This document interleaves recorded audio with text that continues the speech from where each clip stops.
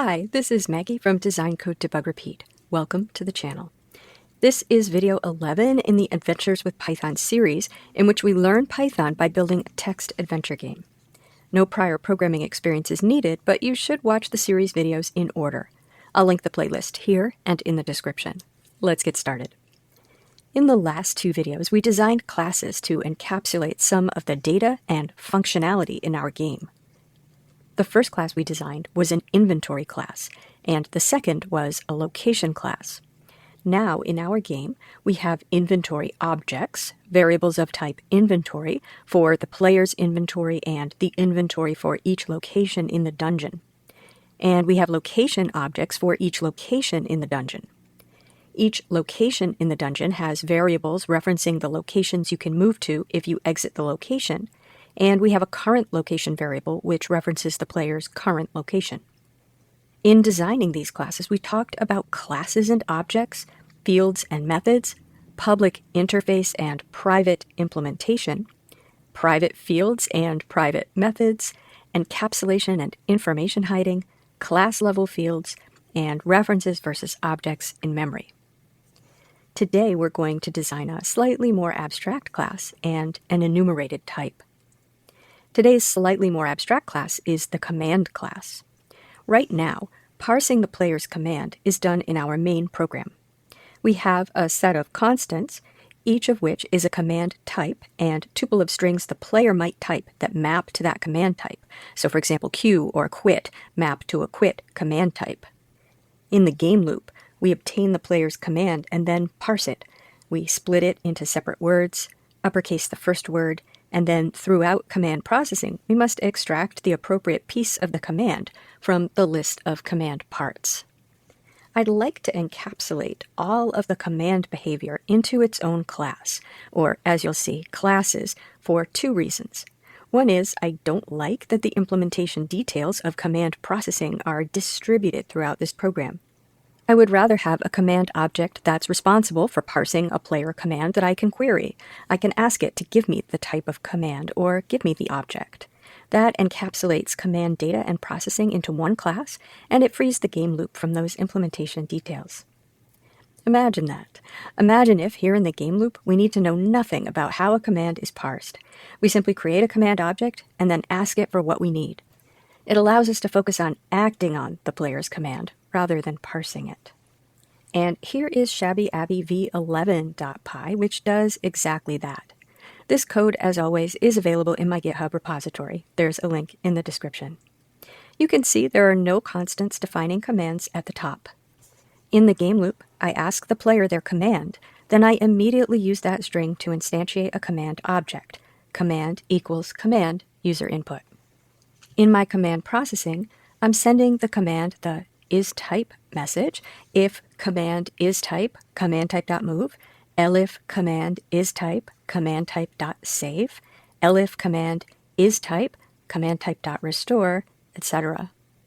When I need the object of the player's command, such as with examine, take, and drop, what do they want to examine, what do they want to take, what do they want to drop, I send the command the getObject message. It will send back either the object or none, so I check for none. There's no checking if the split list of player commands has a specific length and then grabbing a specific index from that list. So the first reason I want a command class is to remove the implementation details of parsing from the game loop and encapsulate them in one place. The second reason is because I'd like to have the option of more sophisticated command processing. For example, I'd like to be able to process the commands north, go north, and move north as all the same command. You'll notice in those strings, sometimes the direction is the first word, and sometimes it's the second. So my current command processing method of considering the first word the command and the second word the object wouldn't work. If I make figuring that out the command class's responsibility, then I can still ask for the command or the object and be confident it's going to tell me the command is move and the direction is north. So I can make the command object smarter without all of that processing cluttering up my game loop. And that is an example of interface staying the same and implementation changing. I can enhance command processing to give the player more flexibility without changing the interface of command. It will still have isType and getObject methods. They'll just be more sophisticated. Let's begin with the command types. An enumerated type is a programmatic way to create a set of allowed values, such as move, take, look, drop, save, restore, inventory, examine, and quit. So, a set of related constants, really. An enumerated type basically says, these constants are all command constants, so if there's a command, it has to be one of these. You've seen examples of this. For example, maybe you filled out a web form that asks where you live, and it gives you a menu of country or state options. You must choose one of the allowed options. Or if you pick a card from a standard deck and I ask you what suit it is, there are only 4 options: club, heart, diamond, or spade. Days of the week or months are other common and familiar examples. Defining our command types as an enumerated type will allow us to restrict what values are available. This doesn't restrict what the player can type because we are allowing them to type anything, but it restricts what we will process in our game loop. We'll add one more type, unknown, to handle anything the player types that our parser can't make sense of. Notice the last line of my command processing. elif command is type, command type.unknown. That's for when the player typed something unfamiliar. Let's define a very simple enum first. I'm going to open a file and, to begin, import enum. So at the top, I'll type from enum import enum. I'll call this file commands.py. An enum is a data type, so it's a class definition. In order for our class definition to be an enumerated type, we are going to subclass the enum class. Let's call our enumerated type command type. So class command type, and then in parentheses I put enum, and then colon. That means that command type will be a specialization, or subclass, or child class, of the enum type. In object-oriented programming, this is called inheritance.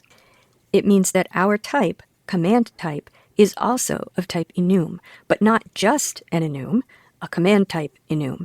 When we subclass, we can add to what is already in the superclass or change some of the behaviors. Now again, an enum is basically a list of allowed constants. Our constants are move, take, look, drop, save, restore, inventory, examine, quit, and unknown. We must give our constants values, even if we're not going to use those values. We can give them any sort of value. So, for example, integers are a common kind of value to give enumerated types. Move equals 1, take equals 2, etc. Each constant name must be unique, but the values do not have to be unique. If the values really don't matter, you can also give them the value auto, and Python will generate a value for the enum constant. To do that, I need to also import auto from enum. Now the enumerated type is defined, and that's all I need to do. This is different from our prior class definitions in which we defined classes that were meant to be instantiated. That means we were going to make lots of objects of those classes, with each object having its own data. We have lots of location objects and lots of inventory objects. Our enum is a static class, a class that isn't meant to be instantiated. All of these constants are all class-level fields. There will be only one command-type class in memory. So it's like a list of constants we can point to with our variables. Let me create a variable here below my class definition. Command equals command-type.move. Command is a variable of command type, and it points to a specific value in that type, command-type.move. I'll add print command. When I run it, idle prints command-type.move. If I create a second variable, command2 equals command-type.move, that is a separate variable from command, but they both point to the same enumerated value in memory. There is a lot that you can do with enums. I'll link a tutorial in the description. I'll just show you what's relevant to our program. First, I can get at the value of an enum variable by printing command.value. Importantly, I can compare a variable to one of the enum constants. So I can print if command is command-type.move. This is how we use the enumerated type in our command processing in the game. This limits the possible types of a command to the constants in the enum, and they're known to the game loop. Note that we use is to compare enums, and not equals equals. Is checks that two variables refer to the same enum member, which is exactly what we want. Equals equals usually works too, but it can fail under rare conditions. I can also add methods to an enumerated type. These methods will be class-level methods. one thing we will want to do is take a string that the player typed and figure out which command type enum it is. I'm going to change the values of my enum to be the string equivalents of the constant names. So move equals the string move, take equals the string take, etc. Our user's not going to type unknown, so I'll just make the string for unknown the empty string.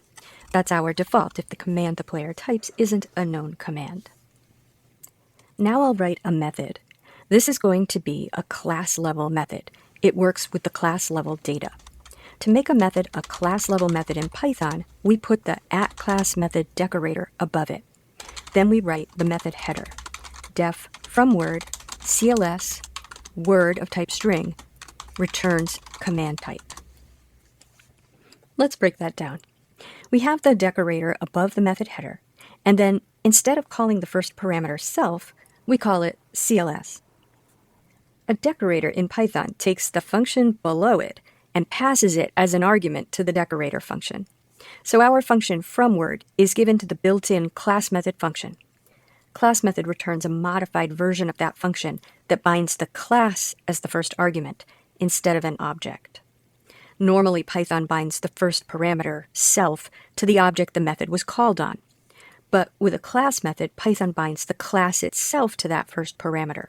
That's why we name it CLS, which is the standard convention for class-level methods. What I want this method to do is return one of the constants. If the word maps to a constant value, I'll return that constant. If it doesn't, I'll return unknown. So I'm going to set up a result variable first and set it to unknown, and I'll return the result variable. Between those lines of code, we'll try to find a command type that matches the word passed as a parameter. I'll start by creating an uppercase version of the word, since all of my values are uppercase strings.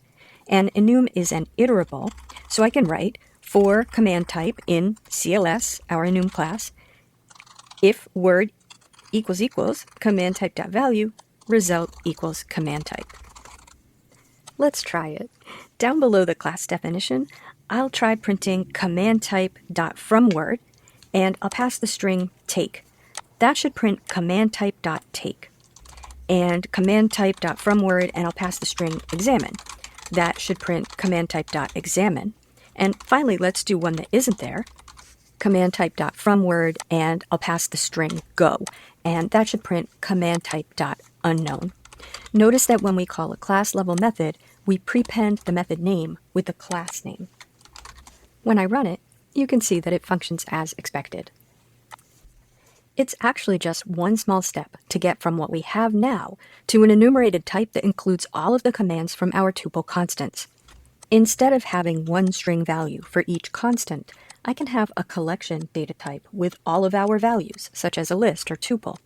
I'll just copy in my constant tuples from shabbyabv10.py. And when converting a word to a constant, instead of checking for equality, I'll check if the word is in the list of commands. And if I run it, that works exactly as before. Now, I'm going to make a small change for efficiency. I'm going to change these tuples to the set data type. A set is similar to a list, except it is more efficient. It is unordered, and there can be only one of any given element in a set. To make these sets, I enclose them in curly braces rather than parentheses.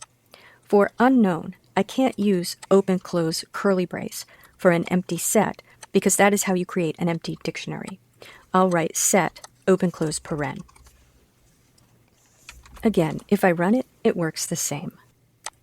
Now, command type is an enumerated type that we can use in our game and in our command class, which we haven't written yet. I'm going to delete the demonstration code below the command type definition and create a class definition for command. In the game, we want to instantiate the command from the text typed by the player, and we want isType and getObject methods. I'll rough in the init method and the isType and getObject methods. Now, what sort of data will we need in a command object? Right now, we need only the command type, which we'll use for comparison to a parameter in isType, and the object, which we'll return from getObject. We could store the raw text too, and the list of words we create by splitting the raw text, but they're not needed for the command to fulfill its responsibilities, its public interface, so I'm not going to do that. I'll add a docstring under the command class header, represents a command typed by the player, can confirm the command type, and return the object. Attributes, type, command type, the type of this command, object, string or none, the object of the command. And in isType, I'll return self.type is command type. In getObject, I'll return self.object. Those are easy. Now I need to give those fields values in init. So I'm going to set a variable raw equal to the parameter text.strip. This will just strip off any white space on the ends. And then I'll set words, a list of strings, equal to raw.split. Then we'll check if there's nothing there. If not words, self.type equals command type.unknown, and self.object equals none. In an else, we'll process it if there was something there. Self.type equals command type.fromWords, words sub 0. That method will either return a command type that matches an uppercase version of the word, or it will return the unknown type if nothing matched. Now, to handle movement, what I've decided to do is make the object the direction. So even though the direction was the command, the player typed N or north, etc., I've decided to call the command move, and I'll make the direction the object as if they typed go north or move north. And later I can expand the command class to handle a variety of commands such as what I just described. But for now, if self.type is command type.move, self.object equals self.word sub 0 dot upper sub 0. So that makes the object the single letter uppercase direction. Now, an else for that if the command was not move, then the object will be the rest of the words in what they typed, or none if there's nothing there. We'll use a ternary operator and join to do that efficiently.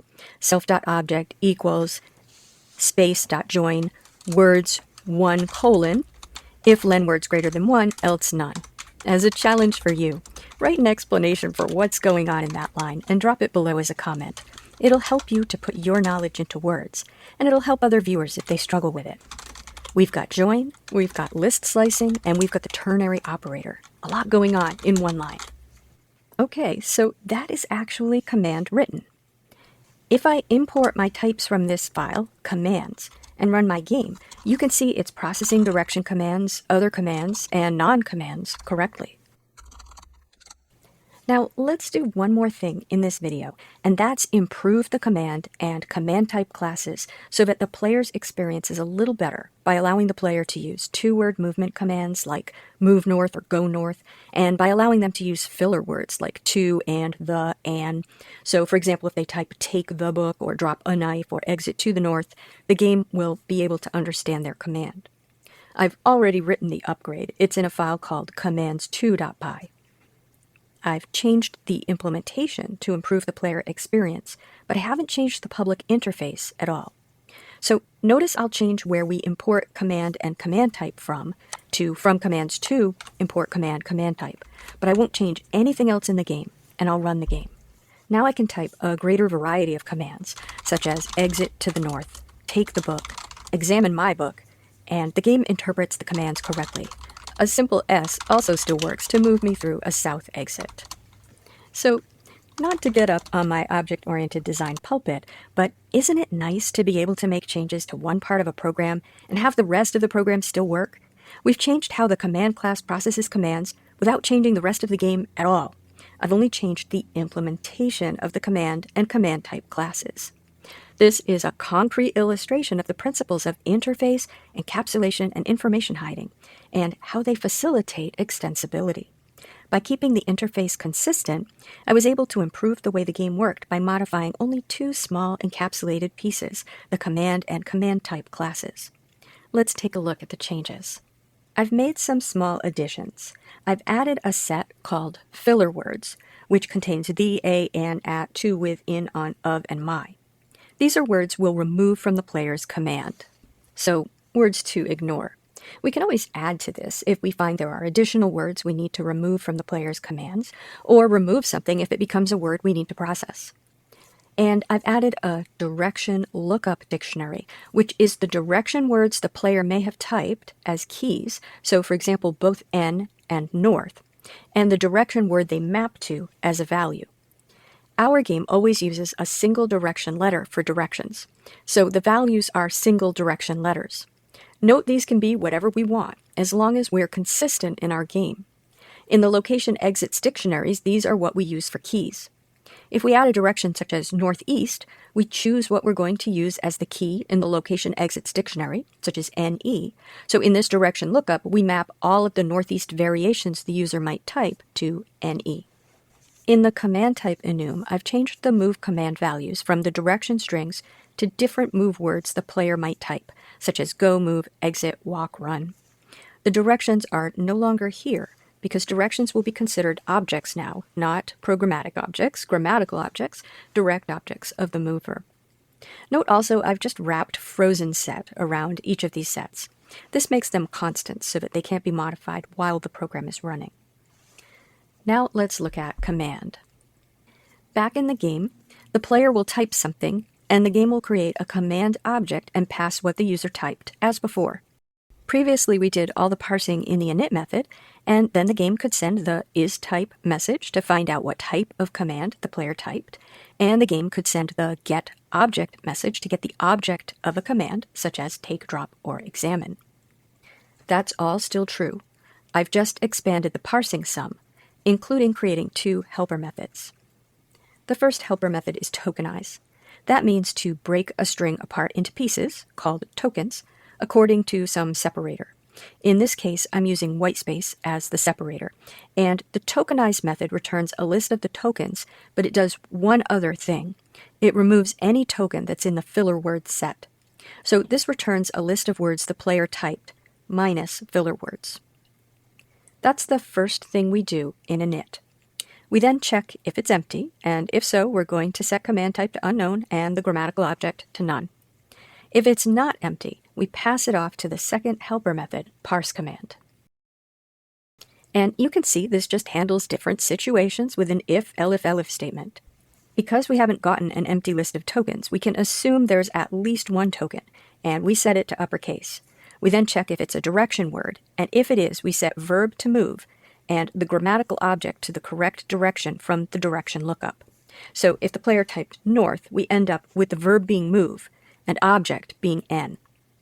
If they didn't type a direction word, then we still have to handle the special case of movement. We'll need to use the direction lookup table to pass back a direction the game can use.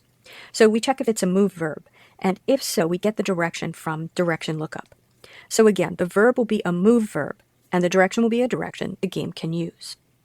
And then the final elif checks if there's an object, and if so, it joins up the remaining words into the grammatical object. I set the object to none at the beginning of this, so it's going to be none unless we replace it with a direction object or the object the user typed. That's basically all. Back in init, we'll turn the verb returned from the parsing into a direction command, and we'll store the object in the object field. It will be up to the game to figure out what to do with the command and the object as before. It will tell the user if it doesn't understand the command or they didn't give enough information. At the bottom of the script, I have a little testing program that allows you to type in some player text and see how that gets parsed into a command and an object. You might have fun playing with that. To practice, as always, I recommend you try rewriting what we've done here from scratch, but I also have a challenge for you. Design an item class and come up with an enumerated item type that includes categories items might fall into, such as food, weapons, armor, magic items, healing items, etc. This will be a little simpler than our command type because you're not concerned with parsing a player command into an item, but you will want to be able to load an item from a JSON.